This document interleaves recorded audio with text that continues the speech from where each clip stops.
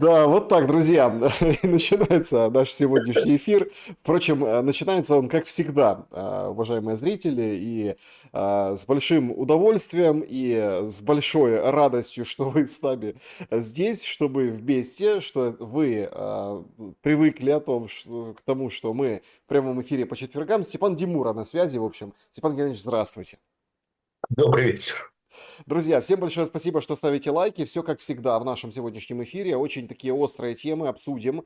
Обязательно, да, обсудим ситуацию вокруг России, Украины, Трампа. Там уже Зеленский, а тут в эти минуты, пока вот слежу за новостями, не приходило ничего оттуда. Хотя было обещано, что и Трамп расскажет, как поговорили, и непосредственно Путин расскажет, ну да, Трамп сказал, как поговорили, какой-то такой знаковый масштабный разговор.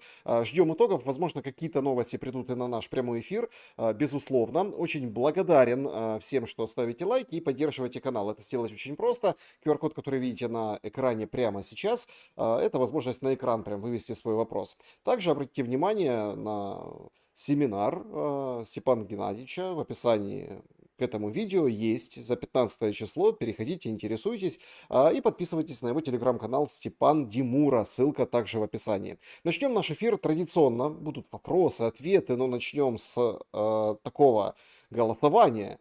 Значит, что из перечисленного должно произойти до конца года? И вот такие варианты давайте набросаем. Острая фаза войны закончится. Мир наступит. Тьма в тылах и прорыв фронта. Вот чего ждать до конца года. Обвал рынков, жахнет лютый мировой финансовый кризис. Ну и, как бы для искушенных, вариант четвертый. Домчат инопланетяне и наваляют всем. В общем, такие 4 варианта. Степан Геннадьевич, исходя из прогностики, да, чем мы занимаемся, в принципе, по четвергам, какой бы вы вариант выбрали? Со второго по четвертый. Все три. Ну, нет, ну хорошо, выбор один, да, как у потребителя или на любом экзамене в мире сейчас. 4 варианта ответа. Так, про развал фронта. Ну, второй. Кризис, может быть. Тьма в тылах и Да, прорыв фронта. да. Ну что ж, тьма в тылах, прорыв фронта, как говорится. Вот такие у нас перспективы. Голосуйте вы. Но мне нравится, что много людей голосуют, что прилетят инопланетяне и всем наваляют, на самом деле. Есть за А, что. Есть за что, кстати. Есть, да. Я тоже согласен с вами. Есть за что. Если бы не было ссылки, сам бы навалял. В общем, друзья, голосуйте, пожалуйста. Давайте начнем наш сегодняшний разбор. Разбирать есть что. Значит, Зеленский в Вашингтоне, Путин на проводе. И причем очень интересно выглядят вот эти публикации западных СМИ. Чуть ли не дали уже томагавки, вот уже вот смотрите. И удивительный как бы контрнаступ, представляете? Прочат. Мол, Трамп говорит, приедет Зеленский, сядем и подумаем, наступать ли в ВСУ. Но тут возникает главный вопрос. Хорошо, а если не наступать, то что делать? И уже издания разные говорят, что и дадут оружие, конечно, погонят всех наступать. И мобилизацию с 18 загребут вообще всех, все живое, что до чего могут только дотянуться. И все побегут, так сказать, ради Трампа вперед. Как вы оцениваете это вот просто как бы у нас доводят до крайности вот эту игру, да, или немного в другом причина. И действительно Трамп скажет вперед, Зеленский, а тот возьмет и пойдет в очередное наступление. Насколько я понимаю, западные партнеры Украины, они собирались давать оружие под мобилизацию. Торчок Югенда там, с 18 лет, с 20. По каким-то причинам внутренним, я не знаю, возможно, это вызовет недовольство свободолюбивого украинского народа, они мобилизацию не проводят. Наоборот, тут открыли границы, чтобы, скорее всего, избавиться от самой волатильной компоненты, которую в военкомат не загребешь, если соберется больше 3 на площади. касательно, как называют, трупа наступов, опять же, я могу ошибаться, но насколько я понимал ситуацию, готовилось несколько бригад как раз под трупонаступ. Возможно, даже там в Белгородскую область, еще куда-то. Но потом случился прорыв фронта под Покровском. И большинство вот этих подготовленных резервов сожгли там. А с нулевым результатом. Ну, затормозили наступление на какое-то время. В результате сожгли огромное количество резервов. Ну, типичная фортеца Покровск. Поэтому чем будут наступать в ближайшее время, я, честно говоря, не знаю. Возможно, есть какие-то секретные резервы где-то там, которые только стоят и ждут команды. Но я думаю, что этого нет. И, скорее всего, это очередное такое политическое шоу для Запада. Потому что, если верить политику, Трамп очень сильно завидует и обиделся на Путина, потому что еще со времен встречи на Аляске, потому что пресса писала западная, что это триумф Путина, а у Трампа же может быть только один триумфатор, это он лично, солнцеликий Трамп, а тут какой-то непонятный Путин взял весь свет софитов на себя, так как они пишут, да. Но на самом деле, я думаю, что это абсолютно прозаично, потому что в общем, Трамп, его второй срок ничем не отличается от первого, а именно куча обещаний, куча хуцпы предвыборной. Потом ни одно из обещаний не выполняется. Вот единственное, он выполнил, это закрыл границу. Все остальное пошло лесом. Главные вещи такие, да, это я миротворец, я не начну ни одной войны. Уже начал. Ну, правда, помирил, по-моему, уже завершил 9 войн. А вчера он помирил такие Иран, ЦЕФ с пакистанцами. К удивлению обеих сторон. Вот. Да. И на самом деле, ну, неоконная, скажем так, часть британской империи, которая никуда не девалась, британской политики. И основная ее задача – это смена режима в России. Не получилось мытьем, так было делать катанием. Поэтому, скажем так, я отношусь ко всей этой суете, шуму вокруг Трамп наш 2 как такой, знаете ли, диверсии. Почему диверсии? Потому что задача стоит, наиболее эффективное с точки зрения Запада средство или, если угодно, оружие для решения этой задачи – это Украина. Поэтому Украину нужно сохранять как нечто боеспособное. Сейчас это получается очень плохо. И, в общем, Украина может схлопнуться очень быстро. Соответственно, Запад потеряет это мощное оружие. Отсюда начались вот эти вот все, что ли, заигрывания с Кремлем, да? Мы встретились, мы поговорили, мы друг друга поняли. Мирный план.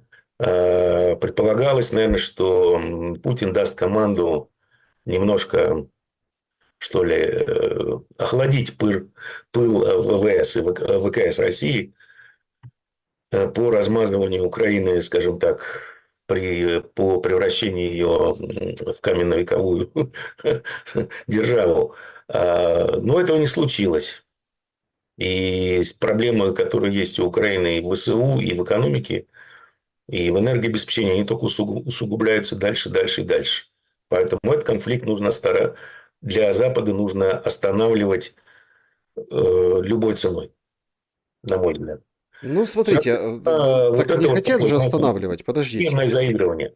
Ну, не Так, хотят. ну, нет, они не хотят останавливать на условиях, условно говоря, Путина. Условие Путина очень простое. Ну, никакого прекращения огня до серьезных мирных переговоров. Когда вот уже будет понятно, что это не просто прекращение огня временное, а это вот реальный путь, хотя с Западом, особенно со Штатами, обсуждать какой-то реальный путь, ну, надо быть немножко наивным, на мой взгляд. То есть задача Запада – это прекращение огня. временное прекращение огня, прекращение боевых действий. Для того, чтобы подлатать экономику Украины, подлатать ВСУ, нагнать оружие снова, дабы сохранить Украину как боеспособную единицу. Иначе, все может кончиться быстро и плачевно для них. Это их задача. Как ее можно выполнять? Можно выполнять, повесив какую-то морковку перед Кремлем. Да, вот. Мы поговорили, мы друг друга поняли, мирный процесс, возобновление отношений, путеводная звезда там зажглась у кого-то в очередной раз, во второй уже, с тем же самым, на самом деле, результатом. И в то же время наносить, в общем, максимально возможный урон экономике России и, скажем так, внутренней стабильности с их точки зрения. Да, это удары по НПЗ, это чтобы были проблемы на рынке топлива, удары по энергетике, даже были удары по АЭС. Поэтому здесь никакого противоречия нет. А вот самое главное, а зачем им смена режима, скажем, в России? Потому что стандартный аргумент, и я им тоже иногда пользовался, это, смотрите, эти люди за копейки в жутко тяжелых природных условиях добывают реально полезные вещи, которые потом меняют на фантики или на бусы с Западу, которые эти фантики печатают. Ну, вы имеете в виду доллар и прочее. Да, да, нефть там добывают, всякие полезные ископаемые, в общем, переработки, производство низких переделов и тому подобное. Но на самом деле ситуация значительно глубже и шире, как говорили наши лидеры в свое время. Заключается она в том, что у Запада, у финансовой системы реальная проблема с активами. Вот эта вот экономика активов, которую они построили, она живет и здравствует, и всех обогащает при двух сценариях. Первое. Стоимость активов постоянно растет, поэтому их можно перезакладывать, условно говоря. Если этого не происходит, то нужны новые активы, как в пирамиду, чтобы эти активы выступали залогом под новый долг. Согласно всем, скажем так, оценкам, которые я видел, которые гуляют в прессе, то, что в земле в России оценивается там за 70 триллионов долларов. Поэтому нужны не просто, скажем, нефть и газ, а необходима собственность, право собственности на эту нефть и на этот газ, чтобы использовать его, как использовать эту собственность на данные активы для залога. Вот и все. Если так это представляю. Поэтому все эти сказки про какие-то мирные инициативы, про то, что существуют реальные договоренности, по которым не кинут кремлевских, я, честно говоря, перестал в это верить. Я думаю, что все это так, дымовая завеса. Смотрите, по поводу кинут или не кинут кремлевских, и вообще какая игра сейчас идет. Вижу, мы в прямом эфире, вижу в чате трансляции пишут там со звуком что-то, у Степана громче, у Шелеста тише. Ну так слушайте Степана, как говорится, да? Значит, приходят новости, самое свежее, что ни на есть. Я так пачечкой выдам, это прям нечто, это прям что-то. Значит, завершили разговор, который продолжался более 2 часов. Трампа и Путина. Беседа Путина и Трампа была очень хорошей и продуктивной, говорит Белый дом. Значит, США и Россия проведут встречу на более высоком уровне на следующей неделе. Об этом договорились Путин и Трамп. Значит, в Белом доме не исключают, что Трамп и Путин проведут еще одну встречу. Белый дом заявил, что Трамп полностью сохраняет приверженность оказанию содействия регулированию в Украине и условились провести обсуждение ситуации вокруг Украины на уровне своих советников. Тоже подчеркивается высокого уровня. Ну и понятно, что, в общем, хороший и продуктивный разговор. Выходит Трамп. Я только что завершил телефонный разговор с президентом России Путиным. И он был очень продуктивным. Президент Путин поздравил меня и Соединенные Штаты с великим достижением – миром на Ближнем Востоке, о котором, как он сказал, мечтали на протяжении веков. Я действительно верю, что успех на Ближнем Востоке поможет нам в переговорах по достижению конца войны между Россией и Украиной. Путин поблагодарил первую леди Меланию Там с детьми история, да. за ее участие в делах, связанных с детьми.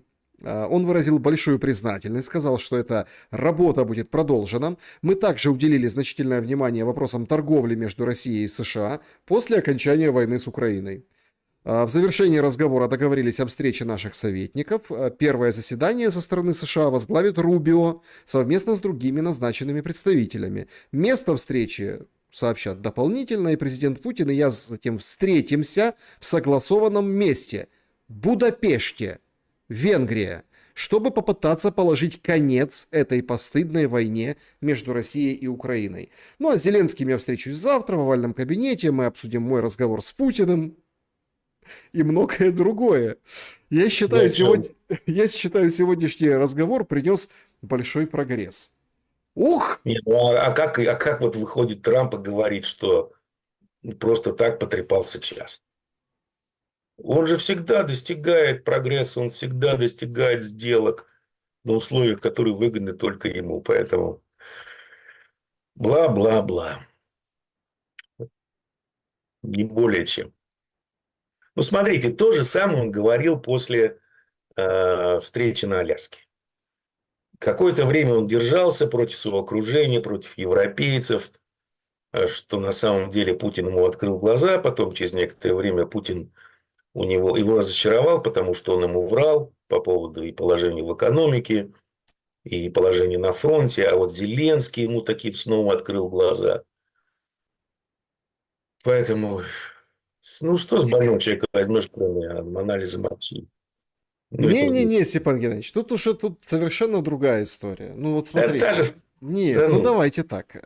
Вовсю разгон сумасшедший, просто необыкновенный. Смотрите, вот сейчас дадут томагавки, там огинаются Ермак, Умеров, там Свириденко, Зеленский тоже проводит встречи, обещали, вот ну, это четверг только начался, у них там с оружейниками, Локхид Мартин, вот это все изучали, смотрели, трогали и щупали, на язык 35-й пробовали. стоит, ё-моё, нам бы такую штуку шахеды сбивать.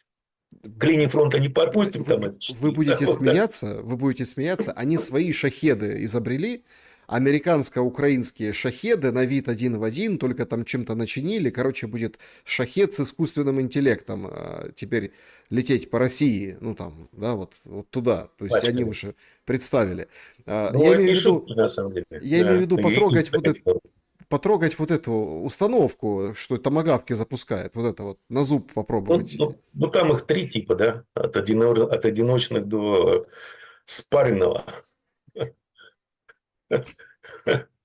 Не, ну, слушайте, ну надо же чем-то народ кормить какой-то перемогой, вот и кормят. Но вы понимаете, что это все обесценивает вот этот созвон с Путиным? Потому Ничего что, не обесценивают, это как, ну Трамп, подождите, послушайте. на следующей неделе встретятся советники. Это означает, что никаких Ну, томагавков не будет, ничего не будет, не ничего не факт, не дадут. факт. Я вот утверждал, что томагавки Украине не дадут, потому что стратегическое оружие. Да? Посмотрев, что происходит, а главное, посмотрев на реакцию Кремля, Путина, да, который сказал, ну, мы типа усилим ПВО. Это зеленый свет американцам дать томагавки, на самом деле. Более того, не просто их дать, а самим еще и запускать, как они под конец стали заявлять. Кто-то скажет, что это стандартная политика Запада или империи американской, британской, называйте как хотите, мир через силу. Типа мы вот сейчас тут всех задаем, там Петька Стакан тоже стучит кулаком по столу в НАТО, что все, столько силы, только огневая мощь. Да, замечательно. Конечно, эти там 50, 100, 200 томагавков ситуацию на поле боя не изменят. Это ну, любому более-менее даже начинающему диванному эксперту понятно. И не только диванному. Но что они изменят? А они изменят, еще раз, они могут очень сильно изменить дальнейший ход эскалации, которая, как мы видим, она началась. Причем она прогрессирует семимильными шагами, потому что попробую объяснить на пальцах. Значит, как работает Запад? Вот даже Столтенберг в своих мемуарах это очень хорошо написал. Я это называю варенье лягушки на медленном огне, чтобы она не смогла выпрыгнуть и уже раз сварилась. А на Западе это называют, если я не ошибаюсь, резкой солями. Знаете, так по маленьким кусочкам. Вот мы начинаем эскалацию. На конкретном примере России. Подорвали трубопроводы, никакой реакции. Атаковали там ядерную триаду, никакой реакции. Поставили эти химеросы, еще что-то, реакции никакой. Ну как, кроме словесной. И тут, то есть, можно эскалировать дальше. Эти красные линии отодвигать и так далее. Уже дошло до того, что все на Западе, генералы, сейчас снова стали выступать, и говорят, что все угрозы России – это блеф. По факту так оно и получается. Значит, можно эскалировать дальше. В чем, на мой взгляд, проблема с томагавками? Медведев абсолютно правильно писал, что томагавки – это стратегическое оружие. Когда запускается томагавк, Россия не знает, есть там боеголовки ядерные или нет. Соответственно, он сделал там на какое-то молчание такое. Вы понимаете, что это значит. И Трамп может тоже пострадать. Типа, это значит следующее, что вполне возможно, это следует рассматривать как ядерную атаку. Ну, не знаем мы, какая там боеголовка, да? А оружие стратегическое. Вы хотите сказать, что кремлевские запустят хотя бы из шахт 10-20 ракет? И посмотрят, как будет обсираться жиденько Запад? Ну, надеясь на то, что потом можно их самоуничтожение запустить. Нет, конечно. Значит, кроме слов ничего не будет. Соответственно, за томагавками уже те же британцы и те же немцы с таким же успехом могут поставлять дальнобойные ракеты, но в большем количестве. Я понял. Вы, Плюс, про, вы плюс имеете в виду, что это как бы окно Авертона, и поэтому Таурусы, эта тема, здравствуйте. понимаете, вот она начинает вбрасываться, этот дискурсик. Все к нему привыкают, там сразу сначала, ой, какой ужас, какова реакция, мы близки к Третьей мировой войне ядерной, мама родная, нельзя этого делать. Со временем все это входит, скажем так, в норму, становится нормальным, продолжаем дальше. Даже эти вот, скажем, 50 томагавков, они могут очень сильно, на самом деле, принимая во внимание тот урон уже, который нанесен нефтепереработке российской, очень могут, скажем так, ну, процентов, я не знаю сколько, но сколько заводов они могут вывести из чата. Потому что страна большая, ПВО не прикроешь. А украинские беспилотники, а это не томагавки, это значительно более легкая цель, они долетают. Поэтому здесь на самом деле игра может быть... Ну, вот я считаю, что здесь игра идет именно на это, что давайте мы умиротворим, успокоим Кремль, усыпим его немножко, чтобы они не так активно действовали в Украине, а потом получат. Это как с Ираном. Да? Мы ведем переговоры по ядерной сделке с Ираном. И вот перед субботой, когда должен был состояться очередной раунд переговоров, атака США и Израиля на Иран. Как после этого вообще можно о чем-то разговаривать, договариваться с теми же пиндосами? Ну, ни о чем с ними договариваться нельзя. Политика одна и очень правильно у Китая. Видишь, Дони, этот палец, я тебя на нем кручу. Ну и что ты можешь сделать, Дони? Да ничего. Смотрите, Работает. давайте так. Вы, конечно, лютый пессимист в этом вопросе, Я но, реалист, к сожалению. но давайте вот немножко, ну так на многих каналах, да, но у меня тоже многие как бы эксперты говорили, что, ребята, это какой-то блеф, это какая-то вообще лажа с этой вашей историей с томагавками. Но вот по факту мы сейчас видим что? Меня интересуют два момента. Поедет ли Путин в Будапешт? Путин на территорию Европейского Союза, на территорию страны НАТО. То есть, Но он уже был на территории страны НАТО, в Штатах, на Аляске. Ничего, живой вернулся, даже улыбался, радовался. Красную дорожку раскатили. И что? это первый момент. Пока реакции Кремля нет, ну, сейчас увидим, согласны, не согласны, потому что Трамп уже объявил, что это Вы Будапешт. знаете, на самом деле, какой самый важный вопрос? Этот вопрос вчера поднял, если не ошибаюсь, Песков. Трамп до сих пор не поздравил Путина с днем рождения. Да, Вот кстати, поздравил его или нет? ни Или слова нет? об этом. Значит, опять забыл. Такое не прощают, Это, друзья. кстати, да, это Если они друзья, то как так, да? День Ну, рождения. правда, Путин разочаровал сильно Трампа. Может быть, снова вернул доверие, любовь, черт его знает. А, это вот такое, это такая деталь, да. Но самое это главное, выглядит так, и мы посмотрим, наверное, завтра по встрече Зеленского и Трампа. Так говорить не о чем. Как не о чем. Подождите, выглядит следующим образом. Значит, не просто так же делает Путин вот этот реверанс в адрес Мелании, в адрес Газы. Смотрите, у Трампа все классно. Значит, как добиться мира в Газе, в Палестине? Каким образом? Значит, надо собрать всех вот этих заинтересованных вокруг, выйти таким гегемончиком, таким гоголем, так походить. Ему Я все тут по... рулю в натуре, да, вот так, распальцовочку сделать, и все К нему нормально. сразу потянулись там Алиев, Макрон, вот эти все наблюдатели, Мерц, вот это все. Побежали, пофотографировались такие все. Ой-ой-ой. От двух сторон конфликта не было, да? Так Ни они не Хамаса, ни нужны. Израиля. Так вы же смотрите, они не нужны. Ну, Для шоу нет. пускай этот Хамас расстреливает дальше этих коллаборационистов, или кого они считают коллаборационистами Израиля. Пускай там дальше Нетаньяху копытом бьет. Это уже не интересно. Так Шоу Трамп, закончилось, да? так Трамп может сделать точно такое же Будапешт-шоу. Конечно.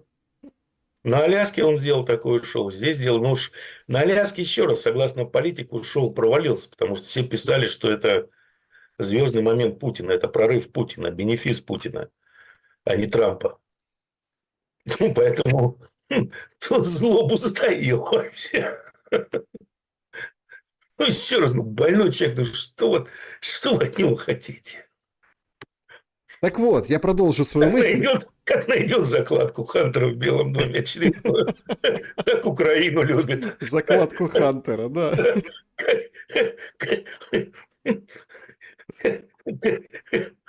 Как попустит, так Путина тут вещь такая непредсказуемая. Я вообще завтра, если честно, жду повторения овального кабинета версии 1.0, версии весны. Ну вот если так на полном серьезе. Объясню Не, я почему. думаю, я думаю, ничего не... Понимаете, я не думаю, что там будет какой-то скандал. Я думаю, что с Зеленским все будет хорошо, с ним все обсудят. Потому что политика, еще раз, она есть. Это вот нанесение стратегического поражения России. Она никуда не девалась. Просто Зеленский, ну, может быть, даже костюм оденет, или будет что-то похожее на костюм. И не свои эти чоботы на огромных каблуках, а может быть, нормальные ботинки. Будет презентабельный вид, будет совершенно другой разговор. Но я не думаю, что завтра будут какие-то движения в сторону Зеленского, потому что, ну, это уже будет вообще кульбиты, да. Вроде вот все, на самом... Сначала был во всем виноват Зеленский, хотя с Путиным, ну, правильно, Запад и Зеленский, так разобраться, Европа. Путин с Трампом, согласно и Путину, и Трампу, они все обсудили, Трамп понял, ну, в силу того, что он мог понять, что на самом деле вот действительно у России там есть законные интересы, пятое, десятое, и условия России не такие уже дикие, да, они совершенно естественные. Хорошо. Запад бросился все эти условия отрицать. Как мы помним, да, все предложения Запада по прекращению огня на Украине, они сводились практически к полному отрицанию условий Кремля. И Трамп вроде был с этим окей. Потом происходит разворот на 180 градусов, Трамп начинает нести какую-то хуцпу про 1,5 миллиона, что там никуда не продвинулись, 5% территории, экономика России сейчас рухнет и прочую хуцпу. И уже пошла такая мощная эскалация, что Путин его разочаровал, Путин вообще ему врал и о положении на поле боя, и об экономике. Хорошо, переметнулся формально полностью на сторону глобалистов. И это все шло по эскалации. Теперь он снова, получается, поговорил с Путиным, снова проникся любовью и доверием, понял, как его жестко обманывали его западные же партнеры по НАТО, и снова развернется на 180 градусов. Да ладно, не верю я в это. Хотя от него можно все что угодно ожидать, но... Нет, тут другая история. Ему нужен этот момент окончания войны в Украине, и он, это просто тактика такая, так продавливает.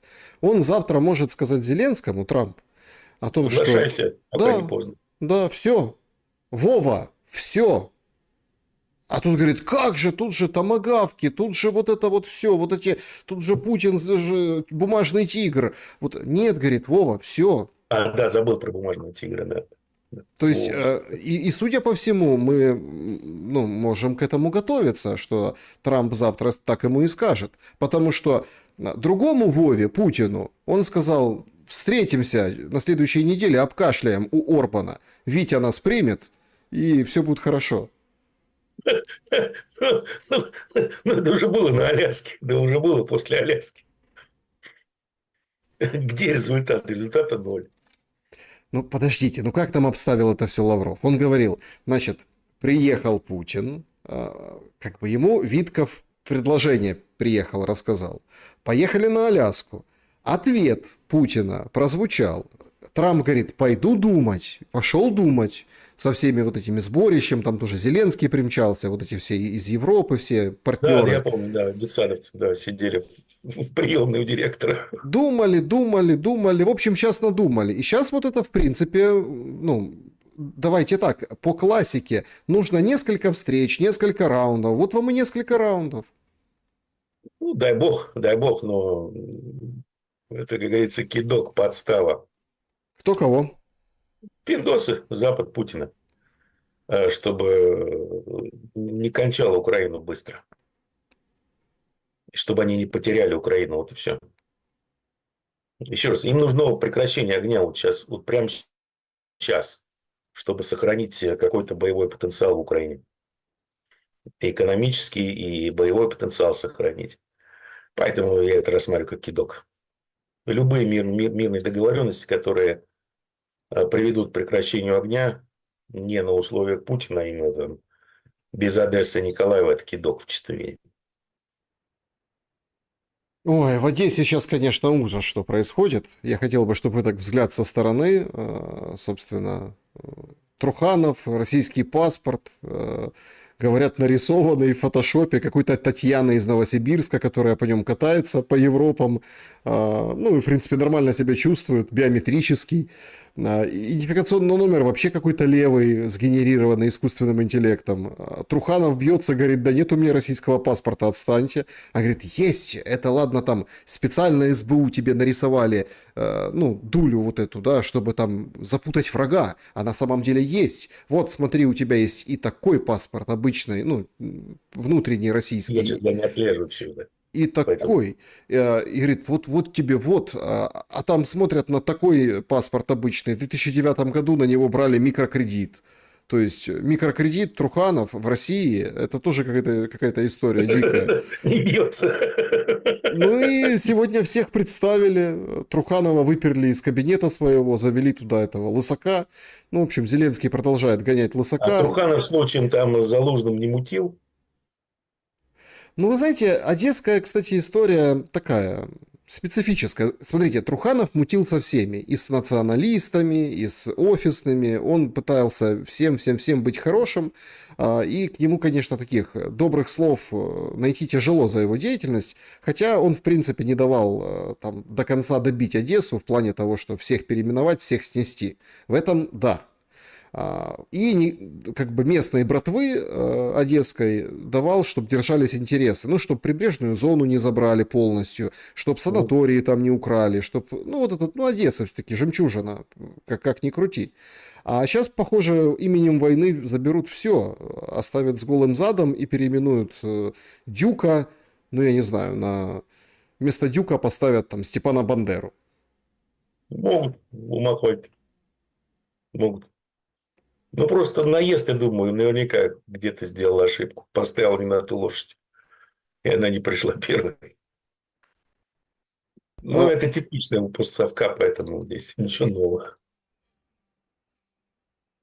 Что вы думаете по поводу версии, что это российские спецслужбы все устроили и подставили украинские, что они повелись на липовые документы? Ой, я не знаю, я просто вообще не в теме, все это не отслеживаю. Если бы я, скажем так, был конспирологом, и просто пытался бы в этом разобраться, ну, кто сейчас главный враг у семейки Зеленского, я имею в виду Зеленского и этого, как его, подружку-то, Ермака. Судя по всему, Залужный. Ну, это единственный конкурент на их место, такой более-менее подготовленный, с какой-то поддержкой. И там еще у вас есть у него глава ГУР Буданов. Нет, да, Буданов, да? Вот эта парочка, насколько я понимаю, там они ребята проверенные, штампы, печати ставить негде, все нормально, под Ми-6. Ну, вот единственная, по-моему, альтернатива на данный момент Зеленскому с Ермаком. Типа вот, если мы этих двух уберем, то вот у нас есть кого поставить, и все будет даже еще лучше, чем при вас. Потому что народ получит какую-то там надежду на что-то на какое-то время. И бузить не будет, может быть. То есть, по логике Зеленского, если этих двоих скомпрометировать, убрать, то альтернативы не будет, и Западу придется по-любому иметь дело с ними, они могут творить все, что угодно.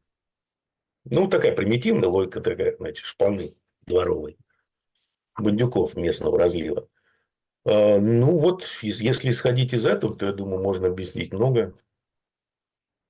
Потому что, ну, по тому же Залужному ему тоже нужно показывать своим хозяевам, что вот у него есть поддержка там, есть поддержка здесь, каких-то на местном уровне поддержка крупных значимых фигур. Ну, может быть, поговорили они, может быть, этот мэр Одессы что-нибудь сказал или поговорил не с тем, с кем нужно говорить. Ну, его приняли тут же. Я бы здесь копал, на самом деле. Знаю, например, как все это работает на постсовке. Я думаю, что вот именно так оно и есть. А все остальное это... Но если так копать еще, вот, знаете, вообще шапочку из фольги надеть, тут пропеллер такой, то, Это мы значит, ну, любим. да, ну сейчас попробуем прикрутить сюда ЧК. Для ЧК нужен кто? Зеленский. Потому что более полезного идиота вообще мир не видел. Как у немцев были полезные евреи, он полезнейший из полезных. Просто такого нельзя говорить так, такого некомпетентного руководителя, который просрал ВСУ, подчинив военное дело политическим своим амбициям, не найдешь. Поэтому, конечно, его нужно охранять или леять. Беречь или леять. Соответственно, если возникает какая-то политическая угроза вот этому вот Зеленскому, то ее нужно нейтрализовать. Да, здесь явно прослеживается след ЧК. Чекисты не дремлют.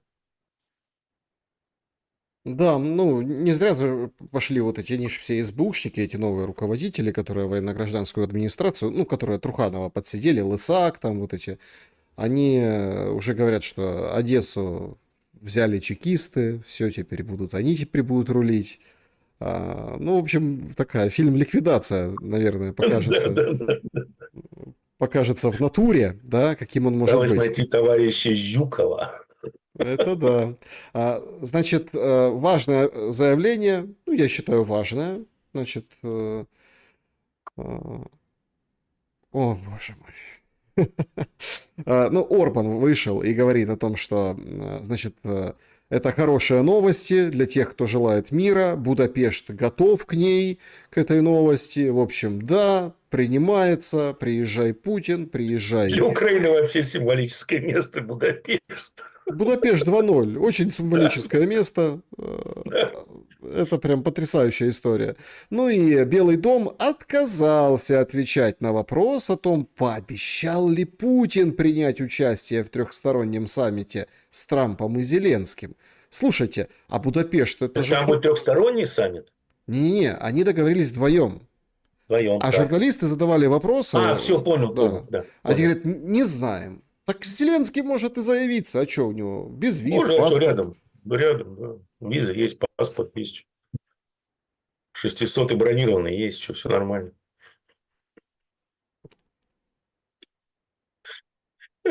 Так что да, явочным порядком.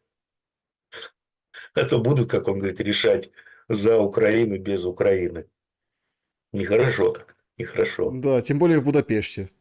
Тем более в Будапеште, да, в таком значимом для незалежності і зламності місті. Что? Ой, дурдом, слушайте, дурдом просто какой-то. Я поэтому просто смеюсь над этим всем. Ну, Ну, понимаете, Трамп говорил, может, знаете, это как с Моди, да, Трамп, Моди пообещал Трампу не покупать российскую нефть. Потом МИД Индии заявляет, что вообще нам неизвестно такой. ну и китайцы тоже говорят. Да, китайцы, да, фонд помощи Украины за счет китайских пошлин. Это точно была закладка Хантера. Причем Трамп ее не обтягивал всем кабинетом. Нет, там же не фонд помощи, Степан Геннадьевич, называется фонд победы. Ну да, Победа. Там Министерство войны и Фонд Победы. Все правильно. Министерство войны и фонд И Фонд победы Победы. Украины. Вы Да. понимаете, в чем дело?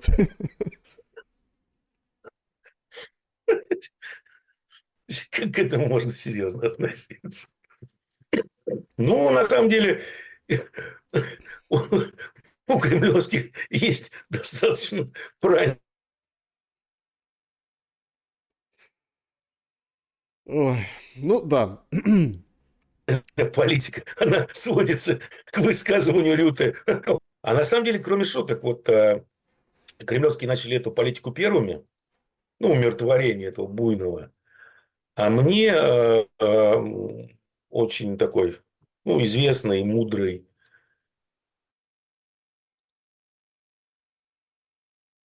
с огромным опытом психиатр клинический, первый раз получил двойку в Пироговке по этому самому психиатрии. Пример вот просто, ну, вы сейчас это сами соотнесете с Трампом.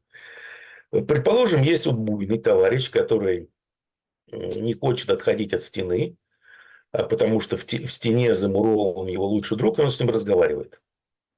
И он пытается вот друга оттуда освободить. Ну, как всегда, задали вопрос, вот что с этим буйным делать, как его мирно припроводить в дурку. Просто вызывать санитаров нельзя. Это сразу двойка автоматом шла. Оказывается, нужно играть в их игру. То есть, нужно подойти к товарищу и сказать, а что ты сделаешь? Он вам расскажет лучшего друга, который там замурован. Сделать вид, что вы тоже его слышите. И вы тоже слышите его просьбы о помощи. Вы поворачиваетесь потом к этому буйному и говорите, ты знаешь точно. Но сам подумай, вдвоем-то мы не сможем его оттуда освободить. Чем мы будем бетон бить? И нам помощники нужны. Пойдем за помощью. И чувак без какой-либо применения внешней силы спокойно садится в санитарную карету. И едет за помощью к санитарам. Так и здесь. Он назвал меня гением. Он считает, что я гений. Он за меня молился. И Ну, Рюта тоже после, видать, посмотрев на предыдущие реакции Трампа на саммитах НАТО, сказал, папочка приехал. И папочка поплыл. И все довольны. ну, у меня Ну, почему-то разве не так? у меня все равно, знаете, такая параллель, что Зеленского как бы лизнули, приголубили, величайшим назвали, он побежал за томагавками, а тому, ну, к санитарам на самом деле. И там ему скажут, Володя, все, конец. Потому что политики, ну, украинские депутаты там разного толка, от Юлия Тимошенко до там Бужанский, слуг народа, до еще одного слуги народа, Камельчук. И вообще сейчас как говорят, вот, мы не можем сказать, но имея какую-то информацию и чувствуя, предчувствуя, вот на конец ноября, на конец года или там до Рождества вот этого католического, в общем, будет окончание горячей фазы войны. Нет, еще раз, все может быть, да, я могу здесь жутко ошибаться, но я пока что рассматриваю все это как банальный кидок. Причем задействована агентура соответствующая, которая работает с Путиным, поэтому это все очень похоже на кидок. И в том смысле, что сохраним Украину, добьемся прекращения огня, ну а дальше будем снова перевооружать все на свете. Ну и будет вторая серия, там, лет через 5, вы имеете в виду. Ну да, да, да, да, никаких будут, грубо говоря, подталкивать на Минск-3. То есть, им нужно, вот, на мой взгляд, им любой ценой нужно зафиксировать положение, которое есть сейчас. То есть, этот труп еще не начал разлагаться, поэтому его можно реанимировать, как они считают. Еще немножко, и там опарыши сделают свое дело. Поэтому им нужно замедлять, любыми способами замедлять боевые действия, разрушение экономики Украины и, соответственно, стремиться к прекращению огня. Причем не идти на путинские условия. Потому что путинские условия, ну, на мой взгляд, они абсолютно разумные. И они бы очень давно остановили конфликт. Но это вот, если посмотреть на аналогии, вот поведение пиндосов, то это вот этот вот так называемый мир непонятный, а вернее соглашение о прекращении огня между Хамас и Израилем. Мгм. Этому Что, предложению что это, год. да, что это за Этому схема вообще, предложению да? год. Это годичной давности предложения, которые в свое время решили не проталкивать ни Байден, ни тем более Нетаньяху. Если бы это случилось год назад, ну, возможно, были бы спасены, я не знаю, там, сотни тысяч жизней палестинцев, например. Поэтому здесь та же самая история, на мой взгляд. Вот, ну, нельзя верить американцам. Тех же палестинцев, тот же Хамас, тех же палестинцев, они тоже не так давно кинули. Кинут сейчас. Потому что, например, тот же Израиль уже, по-моему, больше 20 раз нарушил соглашение. Но это в расчет не берется. А палестинцы не могут там найти несколько трупов, которые, по всей видимости, уже не найти. Ну, значит, они не соблюдают соглашения, и Трамп имеет право разрешить израильтянам продолжать боевые действия, как он сам заявили в Белом доме. С кем вы соглашаетесь? Чьи гарантии вы... Тот же Уитков, да? Что с Ираном, что с палестинцами. Тем же иранцам во время переговоров говорил одно, вроде как конструктивно поговорили, посидели, Как с приняли Путиным. какие-то... Да, да, да, все то же самое. Возвращается Витков в Вашингтон, проходит день, и вообще позиция тут же меняется на прямо противоположную. И так было много раз. Поэтому, ну, я не знаю, ну, вот с точки зрения, скажем так, тянуть резину с Трампом, да, можно. Это и Китаю хорошо, потому что нет вторичных санкций за покупку российской нефти. Индусам хорошо, хотя они сами якобы отказались. Но ничего об этом не знают. Ну, как вообще так можно врать? Будучи президентом США, я не понимаю. Вроде все нормально, дело делается. Демилитаризация Украины происходит, санкции пока не вводят. Но просто не надо это все воспринимать всерьез. Я боюсь, как бы кремлевские это реально бы не воспринимали всерьез. И как-то надо, знаете ли, все-таки отвечать на вопросы с томагавками. Ну, еще раз, ну, слушайте, ну, вот у нас тут есть хуситы, например. Вы знаете, не такие изобретательные творческие люди, одаренные. Что-то у них там появилось что-то против гиперзвуковая противокорабельная ракета. Со спутниковым наведением, но не вашим. Такие вещи. Это, наверное, Кто бы мог подумать? это, наверное, их хуситский Притула купил им фотоснимки для спутника. Ну, Ну да. Хуситула какой-то. Пуситула. Скинулись все хуситы Да. по 3 Телеграм. гривны, и Да. собирали 600 Ну, миллионов. знаете, ну, ведь вот если вот, ну, вообще на такие вещи вот надо всегда отвечать. Ну, провели операцию, скажем, эту паутину, да? Но опять же, есть же хуситы, есть логово исчадия зла, та же Британия. Ну, что, берете старый ржавый суходрус, ну, в контейнеры ракеты, расстелили коврики, помолились. Фигак, энергосистемы нет британской. А что с них взять хуситы? Вот мороженое вообще, кто их контролирует? Ну, кто? Ну, А потом это самое, знаете, как сделали, между прочим, Карл. расстелили коврики, помолились, это, конечно. Нет энергосистемы. Ну, Карл же вручал после подрыва этих самых северных потоков медали, высшие знаки отличия британским офицерам ВМС за какие-то операции за границей. Так и здесь, там, я не знаю, в зале Кремля там Путин тоже представителям хуситов вручает высшие награды. Ну, бывает, совпало. И посмотреть на их Ой, реакцию. вы, конечно, ой, вроде смешных вещей не говорим, но какая-то прям А истерика. Может, понимаете, просто вот, на мой взгляд, видя весь этот, ну, эту потенцию, этот абсурд, который происходит, ребят, ну вы что ли, я не знаю, ну посмейтесь, что-нибудь такое, вот мочить, у вас же все есть, все средства. Иначе все это плохо закончится, кроме шуток. Плохо все закончится. Это может закончиться просто реально неконтролируемой эскалацией конфликта между Россией и НАТО. Она может привести к обмену ядерными ударами очень быстро, неконтролируемым абсолютно. ну, по поводу, знаете, обменов ядерными ударами здесь, конечно, не до шуток, потому что там есть инсайды, что завтра будут перемирие объявлять возле Запорожской атомной электростанции. Прям, ну, такой инсайд журналистский. И, в принципе, это напрашивается как жест правильный. Какая ситуация сейчас? Да? То есть, чтобы все просто понимали. Станцию контролируют россияне.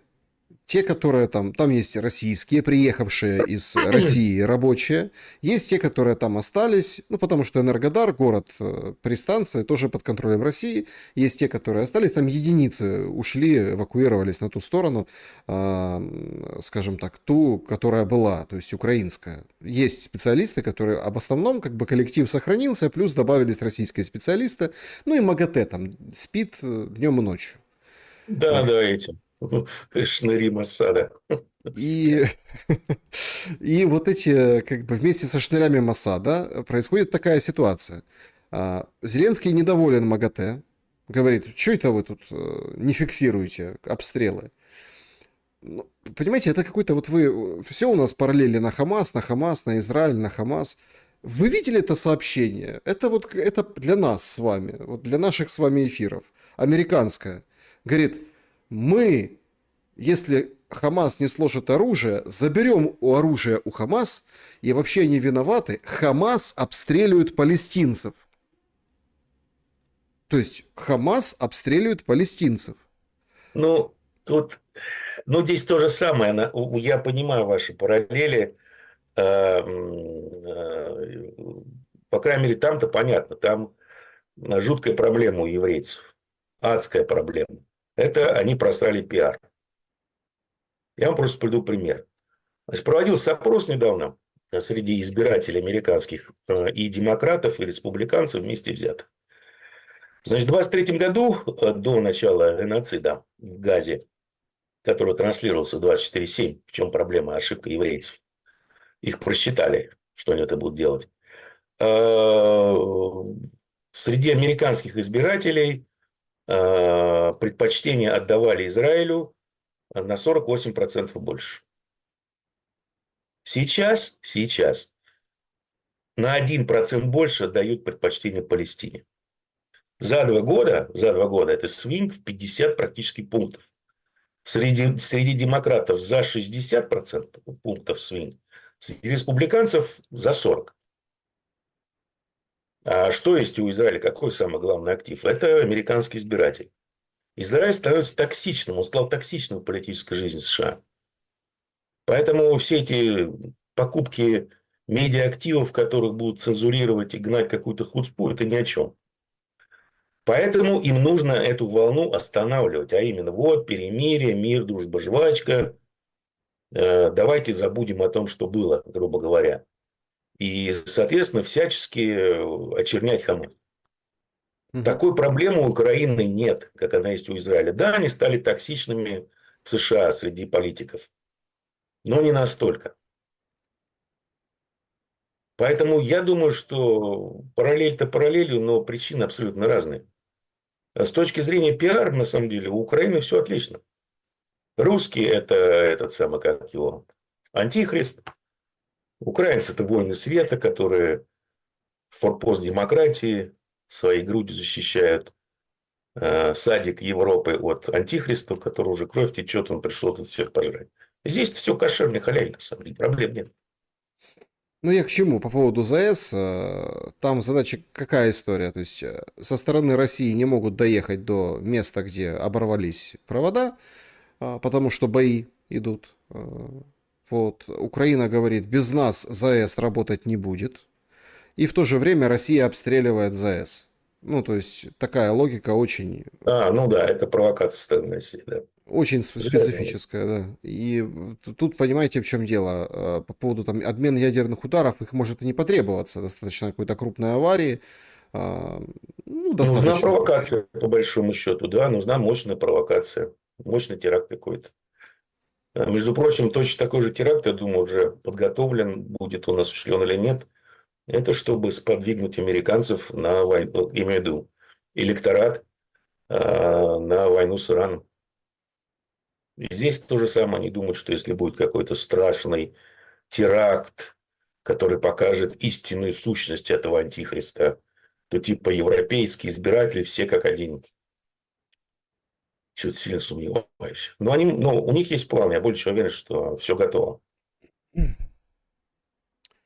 По вашей кафедре вопрос, Степан Геннадьевич. Значит, золото А я летит, сегодня на какой кафедре? да, золото летит вверх, да, нельзя. И это для тех, кто голосует за четвертый вариант нашего опроса, наверное, важно. Ну, по поводу инопланетян, которые прилетят и всем наваляют. Ну, Они тоже, сначала заберут все золото. ну, Я не, за- конечно. я не шучу. Так вот, смотрите, золото летит вверх, крипта падает вниз, ну, не вся, там, биткоин, Относительно. биткоин. Значит, вместе с этим там рубль укрепляется по отношению к доллару, вроде как в последнее время. А, И Неудивительно. нет, ну так, смотри, просто чтобы понимать. И сейчас вот это они поговорили, Трамп с Путиным, и вот прям сейчас скачок на 5% российских акций вверх, вау, ничего себе, фух, круто, огонь. Что это... Вы знаете, такое уже было. В результате показались на новых годовых низах.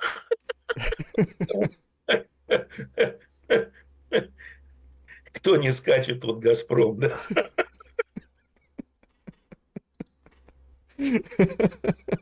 Ай.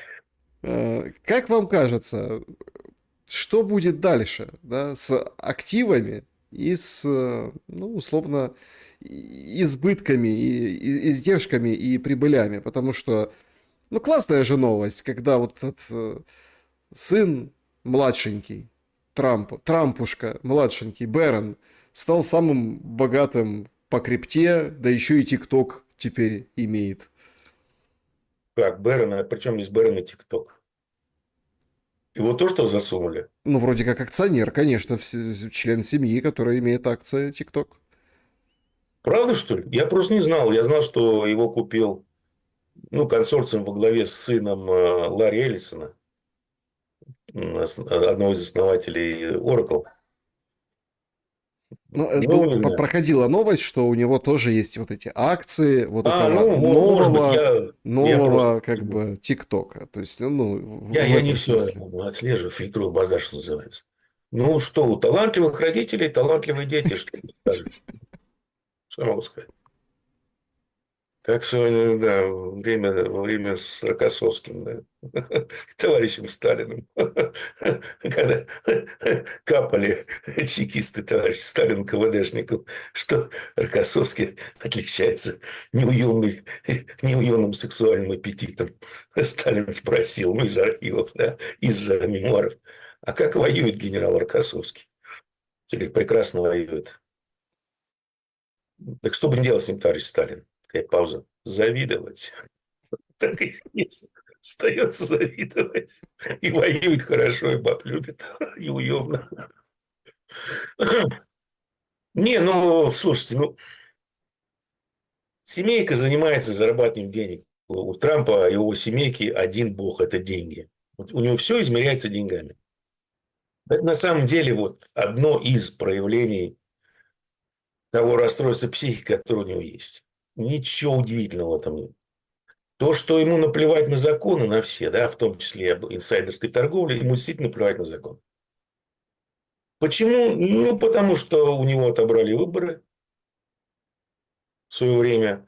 То, что творили демократы и эти самые глобалисты с ним все эти 4 года, когда практически право применения было возведено в ранг оружия против него и применялось.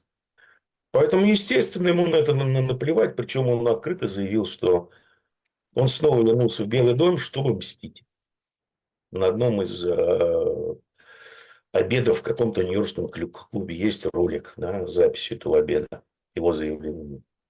Поэтому чувак, ну, помешан на деньгах, использует любую возможность для заработки денег.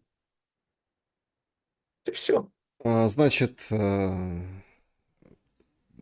Левит, да, Кэролайн Левит, пресс-секретарь Белого дома, говорит, ответила на вопрос журналистам. В общем, ничего конкретного по поводу встречи Трампа, Путина и Зеленского. Значит, оптимистично оценивает перспективы такой встречи. Ну, ничего не известно. Вот так вот, если так коротко, скажем, подытожить. Значит, сейчас шли обсуждения, теперь готовятся планы того, чтобы российская сторона и наши представители во главе с Рубио встретились, и чтобы потом, возможно, вновь встретились Путин и Трамп на двухсторонней встрече. Ну и вышел Кирилл Дмитриев уже сейчас и говорит, что саммит Россия-США пройдет уже скоро, и вообще, ну, короче, Кирилл Дмитриев доволен.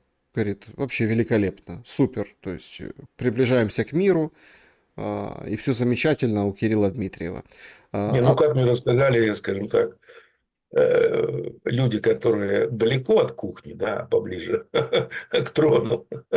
Это я у кухни сижу по старой привычке.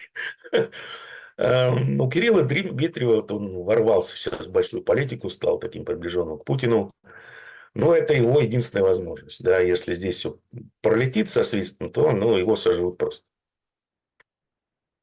Поэтому товарища, конечно, у него все будет хорошо, все будет прекрасно. Но единственное, что меня смущает в этом пассажире, это то, что он был, вернее, ну, бывших не бывает, как-то там лидером будущего, что ли, товарища Швабе. В Украине причем. Да, и долго работал в Goldman Sachs. С Пинчуком. Чего? Вот это немножко напрягает. А в остальном прекрасный, эрудированный, высококвалифицированный специалист.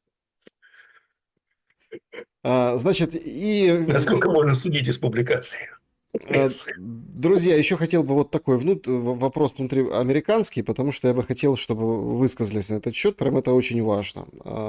Понятно, что будем ждать, ну, только Кирилл Дмитриев пока высказался по поводу того, что будет и встреча, и это все прорыв, как бы все нормально. Видим, что это американские горки, там, или как там рисуют в карикатурах на качельках, Трамп типа предатель, Трамп наш слоняра, предатель наш слоняра. Вот это, понимаете, то есть сейчас мы тоже находимся в этом, ну, скажем так, в этой раскачке, в этой одной точке, пойдет назад, не пойдет, или будут спрыгивать уже с этой войны. Ну, хотелось бы, конечно, чтобы все равно спрыгивали, и, ну, правда, мемы, вот паблики шутят о том, что, а есть ли вообще смысл Зеленскому завтра встречаться, то есть... Есть, он будет последним, кто пел Трампу на ухо. Ну, Есть. разве что, да. Ну, тут имеется в виду, что так он уже не последний. Подождите, будут объявлена в Будапеште встреча.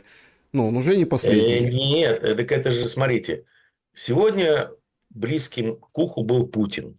Завтра Зеленский. Поэтому то, что сегодня был с Путиным, Трамп уже к завтрашнему забудет, а будет помнить то, что он говорил Зеленский. Плюс его окружение говорит ему то же самое, что говорит Зеленский. Ну, да.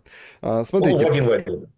Поэтому это может повлиять, на самом деле, на его отношение к встрече с Путиным в том же Будапеште.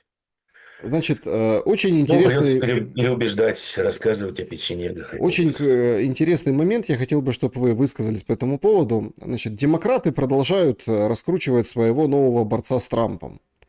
Им становится вот этот Мэр Зохран Нью-Йорка будущий. Мамдани. Это кандидат в мэры в Нью-Йорка. Он уже через 3 недели вполне себе может выборы выиграть. Значит, Мамдани Значит, он один из немногих демократов, которых пускали на Fox News, да, и вот так прям на Fox News бросает прям в лицо Трампу вызовы. Он пообещал никогда не просить у Трампа политической поддержки и делать упор на исправление кризисной ситуации в экономике. Он же готов арестовать Нетаньяху по решению Международного уголовного суда, если тут опять приедет в Нью-Йорк. Вообще он мусульманин-социалист, имеет такой сумбур в своих экономических планах на город Нью-Йорк и хочет открывать государственные магазины с субсидиями, делать проезд в транспорте бесплатным. Мамдани объясняет это взлетом инфляции и, мол, жить тяжело, дорого, поэтому давайте брать на себя это. Значит, Трамп избрался с обещанием добиться снижения цен и, в общем, инфляцию побороть. Впрочем, таких успехов на поприще у него не было, поэтому появился такой имам Дани. А в вопросах около 60% американцев недовольны состоянием своей экономики и политикой Трампа. Да, да, Есть ли шансы да. у этого Мамдани выиграть выборы в Нью-Йорке, а потом, собственно, и, ну, как бы возродить из пепла демократическую партию? А то, если честно, вот эти всякие Чаки Шумеры, какие-то они, ну, Стрёмно, да. нафталин какой-то. Ну, геронтократия, да. Дайте путь молодым, что называется. Вы знаете, я думаю, что на самом деле его будут раскручивать, его будут всячески подталкивать сами демократы, как такого, очень нецентристского, безумного левака. А потом на сцену, скажем, в определенный момент выходит губернатор Калифорнии тот же, который по сравнению, ну, он такой же, даже он не левак, он хуцпагон обычный, ну, толерас. Выходит этот товарищ Ньюсом, который по сравнению с Мандани кажется, ну, разумнейшим из разумных. Для большинства избирателей такой почти что новый центр. И вот на его фоне, я думаю, он сможет выиграть и праймарис, и все остальное. Потому что мне почему-то кажется, что политические дни Трампа осуществлены. Слишком много проколов, слишком много невыполненных обещаний. А самое главное, что его ядерный электорат МАГА очень сильно в нем разочаровались. И не потому, что он начинал войны, а потому что, судя по всему, устранение Кёрка было очень тупым решением, даже подозреваю кого. Ну, не буду говорить пока. Мгм. Которое привело к тому, что вопрос даже не столько геноцида в Газе, а сколько вопрос о контроле Израилем американской внешней, а теперь еще и внутренней политики, потому что они скупают средства массовой информации, он для магаистов стал чуть ли не основным. Да, хорошо, Чарли Кёрка ликвидировали, в том числе тем самым якобы пока на время похоронив дело Эпштейна, и то, как Трамп был с ног до головы замазан в этом деле, вроде как ушло на второй план. Но вместо этого на сцену вышел контроль Израилем над Америкой. Что для магаистов просто, ну, они не переваривают это. Поэтому произошел такой мощнейший скачок. Практически развернулось общественное мнение против Израиля в Штатах. И Трамп очень сильно теряет базовую поддержку. Помимо того, что на самом деле, я уже много раз говорил, на мой взгляд, первые выборы ему принес Стив Беннон. Эти выборы ему принес как раз Кёрк. Теперь Кёрка нет. Организация практически, ну, она уже скоро канет в лету, она не актуальна будет. Соответственно, кто им принесет голоса молодых избирателей, когда молодые избиратели, относительно молодые, ядерный электорат развернулся против Трампа? Так, Степан Геннадьевич, это все жутко интересно, но, в общем, понеслась. По Значит, кочкам? да, значит, Ушаков выходит, говорит, беседа между Путиным и Трампом носила содержательный характер, была предельно откровенной и доверительной. И, внимание, ну это еще сейчас будем проверять, потому что пошли только цитаты, да, без прямой речи. Будапешт как место встречи был предложен Трампом, Путин поддержал, заявил Ушаков. И сейчас все гадают во всех пабликах, а как он будет добираться до Будапешта, до Венгрии. Там же Ну некак. да, она полностью окружена странами НАТО. Ну, Воздушное пространство Украина, закрыто. ну, через Украину только получается.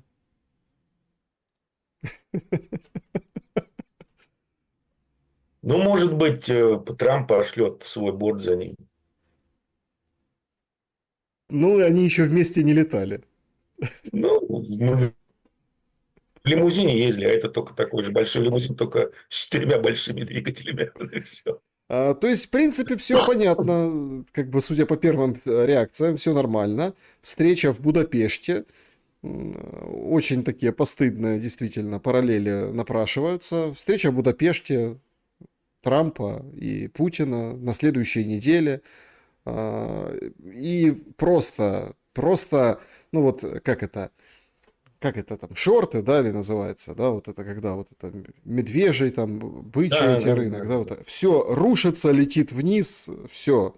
Еще ничего не рушится, не летит Нет, вниз. ценность завтрашней встречи Зеленского. Вот, вот, Не вот. факт, вот еще раз, не факт. Я думаю, вы возлагаете слишком много надежд на встречу Трампа с Путиным. Трампа с Путиным. Я, честно говоря, нет.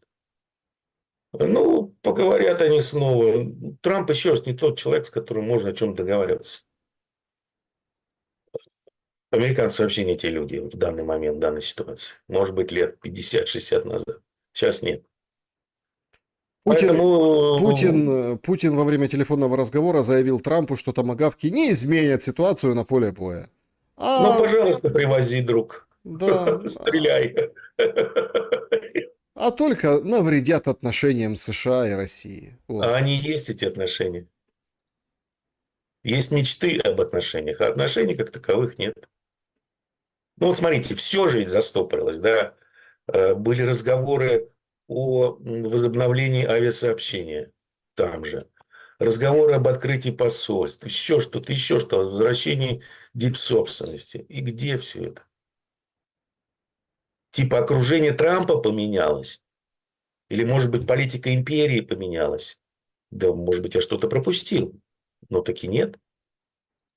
Даже вот эта вот история, это же тоже, ну, опять-таки, смотрите, я вас не поддерживаю. Я все-таки считаю, что завтра Зеленскому расскажут реальные условия мира в А он Украине. их знает. Он их знает. Ему уже рассказывали. Просто европейцам ему сказали, не дрейф. Сейчас все взад вернем. Вернули. Сейчас скажут то же самое. Да ладно, не дрейф. Как-то, Главное, не знаете, томи, как-то оденься поприличнее, и все будет пучком. как-то вернули вместе с очередями отключения света по всем областям Украины сегодня. Ну, это издержки производства. Ну, они же не боги, да? Как могут? А, Не все Смотрите, получается. можно вас, конечно, там, вам не доверять, но такой интересный факт, просто как факт, да, в завершении там основной части беседы, Степан Геннадьевич. Там же снимали санкции с Белавиа, помните? Ну, Ну, Белавиа. сняли, только летать нельзя. С остальных-то не сняли санкции, как они летают. Не-не, сняли же, да, санкции. Санкции сняли, а борт номер один Да? белорусского президента под санкциями. Ну, там не только, слушайте, но их сняли формально, а они все равно не могут летать. Они не могут летать, ну, чисто формально, ну, на тебе подачку, типа. Толку-то от этого. Так, Но если так давайте. рассуждать, то санкции тоже не ввели, а США вышли из конфликта. Они не тратят доллары, они теперь доллары на украинском конфликте зарабатывают. Ну, хорошо, молодцы, красавцы, пиндос. Свое вы всегда возьмете. Ну, а украинцам и русским-то с этого что? Я не понял. Значит, подведем итоги опроса. Что из перечисленного должно произойти до конца года? 12% острая фаза войны закончится, будет мир. 21% обвал рынков, лютый кризис финансовый. 21% примчатся инопланетяне, наваляют всем. И 46% тьма в тылах и прорыв фронта. Вот что до конца года ожидает наша аудитория. Ну, в принципе, тоже, что и вы ожидаете, Степан Геннадьевич. Да, по большому счету. И это напрягает. Ну, естественно, я, скорее всего, ошибаюсь. Ну, значит, инопланетяне прилетят. Часть. В данном случае, к счастью. ошибаюсь. Да, Значит, значит, инопланетяне. Они обещали давно, что полететь. Полдоллара. Да. давайте к вопросам зрителей перейдем прямо сейчас. Значит, так, так, с клуба зрителей начнем. Тут вот такие вопросы. Александр, вопрос от Анны уважаемому Степану Геннадьевичу. Он неоднократно иронизировал не только над Трампом, но и над его администрацией, ближайшими помощниками и советниками, Венсом, Рубио и прочим. Понятно, что Трамп эдакий человек-клубничка, актер и демонстративная личность. От него можно ожидать чего угодно. Он, конечно, герой мемчиков. Но Венс и Рубио другие. У них своя карьера. Почему Степан Геннадьевич настроен по отношению к ним скептически? И кто, по его мнению, сейчас заметная достойная фигура в американской политике? Неужели демократы? Спасибо. Ну, в политике сейчас нигде нет достойной фигуры, я думаю. По большому счету. Потому что такое достойная фигура для меня в политике? Я скуф, да. Понятно, что государство тебя всегда обманет, государство тебе всегда врет. Нельзя верить. И понятно, что политик начинает врать, когда у него кадык начинает двигаться. Но, тем не менее, есть политики, которые... Что такое политик, да, вообще? Вот ответственный такой государственный муж. У него есть стратегия, у него есть тактика, да. Прежде чем открывать рот, он думает. Решения принимаются не просто так. Решения принимаются в результате, скажем так, работы очень многих экспертных групп, разведки, всего остального. И все это принимается во внимание. Сейчас таких политиков нет. Нигде. Все оторваны от реальности. Либо в силу когнитивных особенностей, либо в силу уже того, что система деградировала настолько, что, как много раз говорил, приводил примеры, что информация с места, с земли о реальном положении вещей просто не проходит выше среднего звена и разведки, и аналитики, где она трансформируется в то, что угодно слышать принимающему решение, когда та же развединформация используется не для разработки и принятия решений, а для обоснования уже принятых решений. Поэтому политиков сейчас нет. А то, что там Рубио несет, ну, если чуть углубиться, что он, откуда он, кто он, ну, он действительно несет такую пургу. Венс, ну, понятно, Венс – это ставленник, шестерка этих самых, как называют, технофеодалов. Купили ему место. Место Рубио купила жена товарища Дельмана, который вот товарищ Трамп приветствовал вместе, который стоит якобы 60 миллиардов долларов. Потому что Рубио это был любимый пудель Дельмана. Ему купили место. Рубио в свое время претендовал на пост кандидата в президента от республиканской партии. Трамп тогда его отодвинул. Поэтому Трамп он не очень любит, и они сейчас сцепились с Венсом, по большому счету, Угу. за будущий пост, за номинацию от республиканской партии. Рубио пока что, судя по всему, переигрывает Венса, потому что он полностью подмял под себя Трампа. И Рубио не окон совмещает два поста, что не совсем, на самом деле, конституционно. Ну, кому всем насрать сейчас на любые бумажки. Он госсек, хотя его функция до недавнего времени выполнял по факту Уитков. А во-вторых, он советник президента по национальной безопасности. Последним человеком, который это делал, выполнял эти функции, совмещал, успешно причем, относительно, это был товарищ Киссинджер. Ну, сравните того же Киссинджера и того же Рубио. Ну, их сравнить нельзя. Поэтому, ну, пусть что-то бегает там. Просто когда вы знаете подноготную, откуда человек взялся, кто ему купил это место и зачем, ну, как ты смотришь на все это. Думаешь, мама родная, ребята, да. И эти люди запрещают мне ковыряться в носу. Да, значит, следующий вопрос вот такого толка. А, Здравствуйте, Елена пишет. Вопрос Степану Геннадьевичу. Что вы думаете по поводу договоров о военной взаимопомощи России с Кубой, Венесуэлой и Никарагуа? Договора договорами, любой договор тестируется практикой. Я, честно говоря, не знаю до в какой степени Россия готова выполнять все свои обязательства по тем договорам, потому что, еще раз, любой договор, в зависимости от условий, подвержен интерпретации. Поэтому, да, они есть, замечательно, прекрасно. Но дело в том, что вот конфликт на Украине показал, что любые красные линии Кремля, они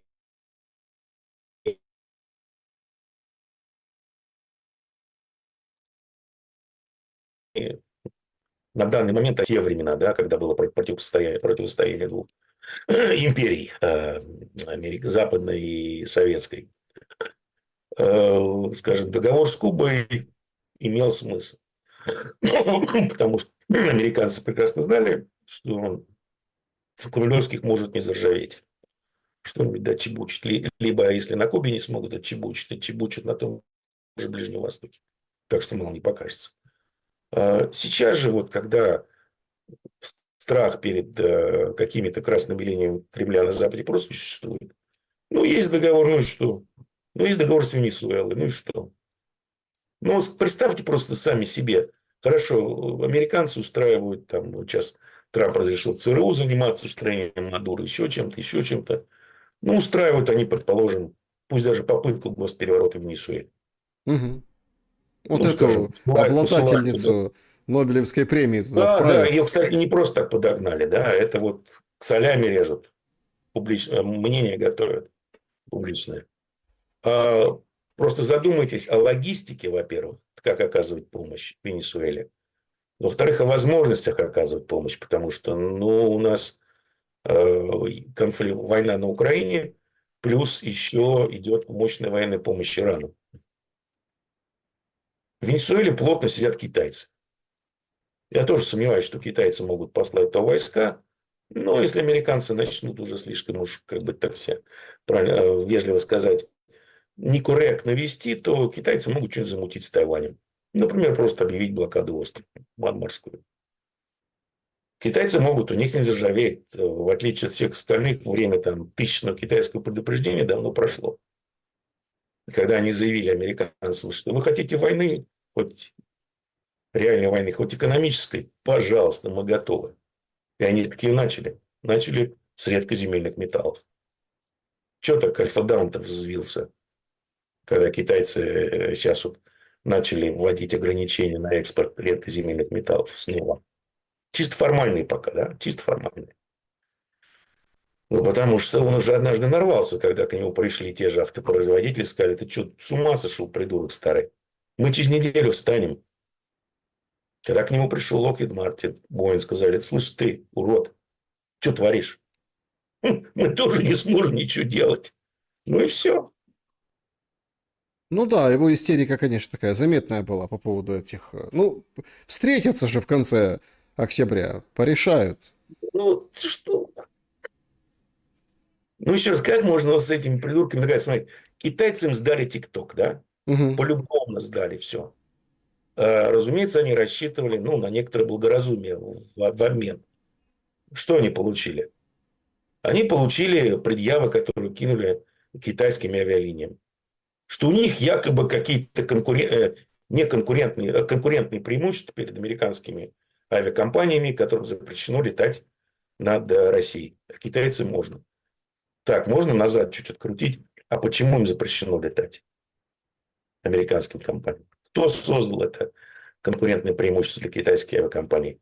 Американцы. Ну и понеслась Да, снова. да. Это Да, логика да, американцев. давайте ускоримся в плане вопросов. Вопросов очень много. Поехали в сообщество YouTube, заглянем. Значит, м, Намаркил спрашивает, а может вообще весь этот переговорный процесс типа для пипла, чтобы объяснить, почему их убивают на войне? Я думаю, что на самом деле для Пипла этот переговорный процесс, он прямо противоположен ожидаемому результату, потому что никто не хочет быть последним погибшим на войне. Да? Если вам везде из каждого утюга говорят о том, что вот мирные переговоры, и война закончится скоро и быстро, что вы сделаете первым делом? А вы слиняете с фронта. Поэтому это имеет обратный эффект для people. М, Так, говорят, что на Западе умные, на Востоке хитрые. Все, что посредине, герой сказки коллективный дурак? Или это в прошлом? Спрашивает Владимир.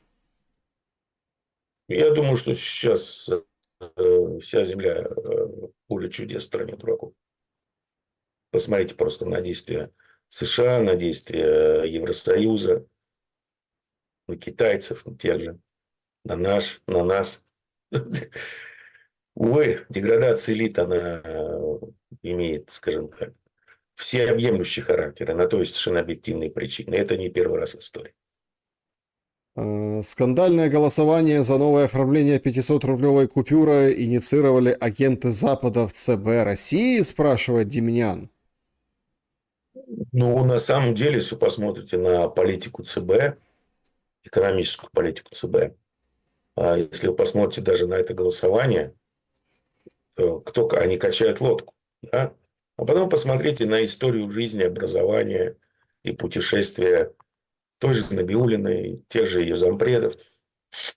У вас могут действительно сложиться такие не очень хорошие ассоциации и представления. Добрый вечер, Степан Геннадьевич. Можно вас попросить выступить театральным критиком? Чья игра вам импонирует больше, Трампа или Зеленского? И как в целом спектакль «Томагавк»? Заранее спасибо за ответ. Что там про томагавк? Как в Спектакль? целом спектакль «Томагавк»? Сакс. Да, ну, это даже не перформанс, это инсталляция из засохшего дерьма. Ну, это ультрасовременный вид искусства. Чего вы так Да, сразу? это постмодерн. Да. А, Дедушка Адик называл это деграданством. Согласен абсолютно. Интересуется Иван Волков, почему сириец приехал договариваться насчет охраны южных рубежей Сирии в Москву, а не к Эрдогану? Ну, я думаю, его послали в Москву, чтобы обратно втянуть нас в Сирию и распылять ресурсы. Думаю, не просто так. Может, за деньгами приехал, потому что денег пообещали много, но не дают. А по большому счету, насколько я понимаю, этот президент Сирии контролирует, ну, даже, может быть, несколько комнат своего президентского дворца, не более. О, Господи. Елена Заводова спрашивает, стоит ли продавать акции. Еще одна, извините, возможно, он приехал какие-то ништяки менять на деньги того же Башара Асада, черт его знает. Да, значит, такой вопрос. Я просто не знал, что такое есть. Надо ли продавать акции Nantu Q, бывшая Киви? Компания проведет делистинг с московской биржи. Продавать или Без оставить на понятия. будущее? Без понятия. Это не ко мне вопрос, я это не отслеживаю. Киви это ж переводы Ну, вот эти, да, спросите, что были? такое, что будет с акциями аптека 36,6. Была такая шутка со времени рыбака. Я понял. Значит, нет, просто интересно, что была же вроде такая компания. Сейчас потом, ну, как бы я просто слышал на слуху. Я вообще не отслеживаю, это не ко мне вопрос. А, Значит, Степан, привет, пишет Алло, Александр. чувак. Занимался ли ты когда-нибудь спортом или физкультурой? Каким? Занимаешься ли сейчас? УФП сейчас занимаюсь. Раньше велоспорт, яхтенный спорт и плавание. Ну, такой тут интересный вопрос. Редко такое встретишь в политических стримах. Значит, вчера один человек после неоднозначной тирады потом пожелал Александру и Степану кармы. Скажите, что это значит? Извините за такой вопрос, но информация была публичная. Ой, Людмила, господи, нет, это теперь следующий вопрос. Это я так как-то зацепился, потому что нам с вами кармы пожелали, Степан Геннадьевич. Ну, как обычно, я вас предупредил перед началом эфира. Да, ну карма. Да, карма, она, сука, такая, как бумеранг. Смотрите, мы, Людмила, при всем уважении, пускай это все публичность, это уже не публичность, это уже какая-то ерунда, это раз. А по поводу там людей из Братской Словацкой Республики тоже не надо тут как бы, ну, пожалуй, и пожалуй, бог с ними. У нас со Степаном Геннадьевичем не просто там карма, да, у нас это мана, знаете, как в играх компьютерных там есть карма, мана, силы, здоровье, вот эти все. Да. Вот У эти нас все. Вимана, прилетим в дружную страну и этого самого придурка с перфокартами засунем в эти перфокарты, свернутые ему в одно место. Вот. Значит, Если это был он, конечно. ну, Людмила так не пишет, ну и хорошо. Можно И, догадаться.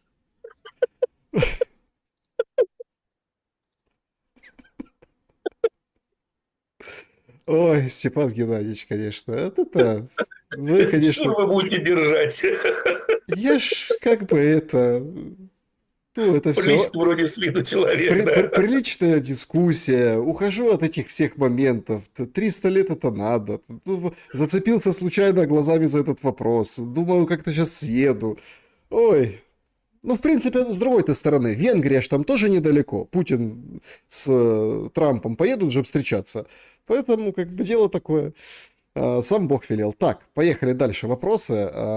Степан Геннадьевич, учитывая метаморфозу Зеленского на стадионе, в Зеленского на посту президента и уже давно истекший срок этого президентства, можно ли считать человека, сегодня сидящего в кресле президента Украины, лже-Зеленским? Ну, с таким же успехом можно считать Трампа за Трампом, да? Обещал одно, а по факту прям противоположное. Это политики, ну, такие люди. Или американцы даже шутят, на самом деле, американцы с мозгами, которые говорят, кого бы мы ни выбирали, мы всегда получаем Маккейна. Ну, это просто империя, да, имперский нарративчик. А, Так, значит, ну это, кстати, интересный вопрос от Романа. А почему от нас скрывают историю? О мирном договоре от сотворения мира, летоисчисления ведь при Петре Первом перевели календарь на текущий, тем самым украли у нас 5508 лет, а должно было быть Да, сейчас 7533 да. год. Договор был заключен между Великой Русью, древними Ой, ой, славянами, ой, ой, ой, и ой, ой. великим, Давайте, и великим драконом, древними китайцами. Оставили да, 1000 лет. И что произошло проблема, между этим временем? проблема в том, что все это, вот это вот сотворение мира, ну, во-первых, есть, скажем так, объяснение, откуда вообще взялось это летоисчисление. А во-вторых, все эти сказки пошли от одного, скажем так, не совсем психически здорового человека, а, родновера называемого. Поэтому давайте, это не, несколько не то, что вы ищете, и не там вы ищете. Лучше задайся вопросом, что такое спазеры, откуда они взялись, и почему их столько на кладбищах. Не только в России, но и в Северной Европе, но и в той же и в Венеции. Пожалуйста. Это вы, вот там вы действительно нарветесь, я думаю, на очень интересные и достаточно нерекламируемые истории нашей жизни. Истории, вернее. Дмитрий интересуется. Степан Геннадьевич, что вы знаете о замороженных российских активах в Евроклире? Правда ли, что это в основном облигации госдолга Франции, и в случае, если их возьмут и Украине отдадут, то Франции придется досрочно их платить? Не поэтому ли Макрон выступает против такой схемы? Я, на самом деле, история очень мутная. И что касается суммы замороженных активов, изначально говорилось, например, что это ЗВР, потом выясняется, что там огромная куча физиков, лириков со своими бумагами. Поэтому очень мутная история. И нет, честно говоря, нет ни малейшего желания вдаваться в эти детали в эфире. Мгм. Значит, чат трансляции. Сергей, возможно ли, насколько дорого восстановление электроэнергетики Украины до уровня 2022 года? Сможет ли Европа помочь Украине в этом вопросе? Есть ли зависимость от России? Ну, скажем так, я не энергетик, да, но, насколько я понимаю, трансформаторы это все советские. Поэтому, если нужно будет восстанавливать, то либо их закупать в России, либо просто переделать всю систему. Менять все трансформаторы на подстанциях, все это. Потому что оборудование единичное, ну как единичное, мелкосерийное во многих случаях, и производится только в России. Можно же заказывать у китайцев аналоги, но дело такое. Дорогостоящее, я даже не берусь говорить о каких-либо оценках. Даже сам факт, да, что вот нужно восстановить сейчас, откуда взять трансформатор, неоткуда. Димура ранее утверждал, что в сохранении целостности РФ не столько заслуга Путина, сколько США, как самые заинтересованные в том, чтобы большая часть России не ушла к Китаю. Ваше мнение сохранилось? Отчасти да, но, скажем так, это было давно, еще до того, как США сделали мудрый ход конем и, надеясь на то, что они поменяют здесь режим, они кинули в Россию в объятия Китая. Ну так Это получается первое. А кинули. второе, Китай, в общем-то, если вы посмотрите даже на его историю, он особо никогда никого не завоевывал. А если завоевывал, то очень специфическими методами, а именно экономическими. Это сейчас вот и происходит. Ну, была огромная территория между Россией. Сейчас она заполонена и отдана на откуп практически китайскому бизнесу. Что теперь с этим будет делать Запад? И они практически уничтожили плоды всей политики, которую они вели 60 лет со времен Никсона по отношению к Китаю и России. Заодно дали Китаю такой, знаете ли, еще один прекрасный сухопутный коридор для получения энергетических полезных ископаемых. Поэтому даже любые попытки морской блокады Китая не приведут к серьезным перебоям в поставках энергии в эту страну. Гениальный ход, просто аплодирую. Это говоря о деградации элит. Здравствуйте, Степан Александр. Как вы думаете, станет ли Трамп по завершению своей каденции первым триллионером? Не думаю. Я думаю, дай бог, чтобы он не обнулился к завершению каденции. Вы говорили, Степан, что Иран-Израиль война, а в связи с Да. событиями вчера что скажете? Спасибо, всем А вчера добра. что произошло? Так называемый мир, что ли? Где-то там подписали. А что вчера произошло? Ну, я не знаю, что имеет в виду именно зритель, но я так понимаю, что это, скорее всего, мир на Ближнем Востоке. Чушь собачья, это все Имеется в никакой не виду... мир. А чё и пакистанцы с афганцами там вот это мутят? Не спится Я им. думаю, там мутят пиндосы с британцами, да, потому что стали там восстанавливать железнодорожные сообщения между Афганистаном и Ираном, превращать Афганистан в транспортный коридор, проезжали афганцы в Россию, с Ираном там договаривались, с Пакистаном. Ну и тут пуштуны, ведь талибы это пуштуны. Когда проводили границы, по-моему, в 1870-х, если я не ошибаюсь, годах, когда бриты между Пакистаном и тем же Афганистаном, они проводили их очень мудро, они их проводили вот по землям племен, влиятельных племен, чтобы одна часть племени оказалась в одной стороне, а другая в другой. Ну вот, закладочки делали на будущее. Сейчас эти закладочки начинают срабатывать. Потому что пуштуны, они, пакистанские пуштуны, они еще более талибанистые, чем Талибан, насколько я понимаю ситуацию. И у них не очень хорошие отношения с пакистанскими властями. Соответственно, лидеры обучались там ну, и в Кабуле везде, и боевики их обучались. Отсюда Пакистан ударил по Кабулу, видать, его кто-то подначил. Ну и понеслась по кочкам. В результате очередная нестабильность. В свете этого, ну, по поводу Китая, не Афгана и, ну, короче, американцев и британцев, да, я имею в виду в свете китайских перспектив, вот спрашивает пользователь Степан Геннадьевич, есть ли перспектива переезда во Владивосток в свете укрепления стратегических связей с КНР? перспектива переезда для кого в Владивосток? Ну, я так понимаю, человек для себя спрашивает. Что там типа будет экономический бум? Ну да.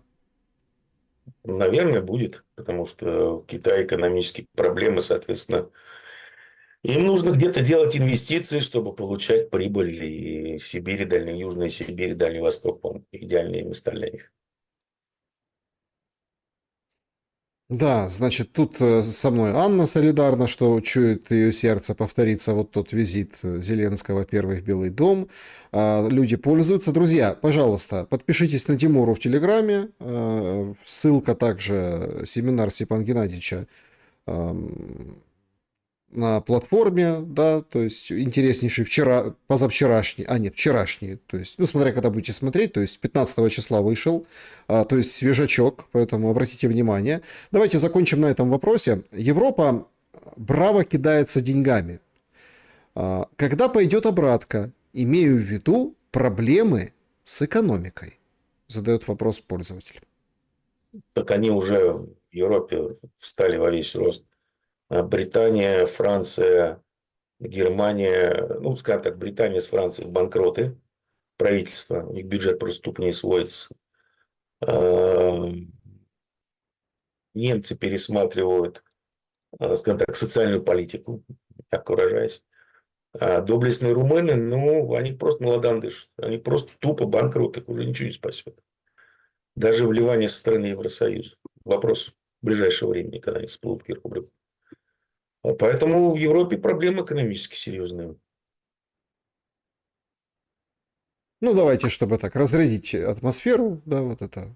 Ну, по-украински пользовательница пишет. Ну, во-первых, многие сейчас задаются вопросом по поводу того, что сорвет ли Зеленский переговоры Трампа и Путина, будет ли работать на срыв. Есть там даже Смотрите, версии... вот я вот сразу вот пока маленькую ремарку сделали.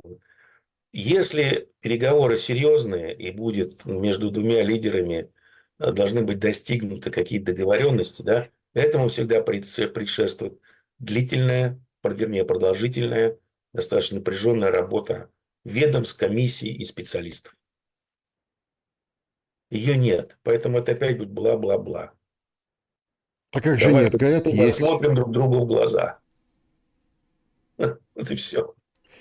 Ну и там такие версии, а может ракетой Зеленский запустит прям туда, по Венгрии. Как бы там же близко, близко же. Ну, то есть такие же даже есть... У бритов ума хватит, а почему нет еще? Одним выстрелом двух зайцев. Так, ну давайте Там закончим. может повесить что угодно. Закончимо вот этим вопросом. А чого це Дземура вдівся як зумер? У нього криза середнього віку? Чё это вы тут в худи? Что у вас? Молодитесь? Кризис среднего возраста?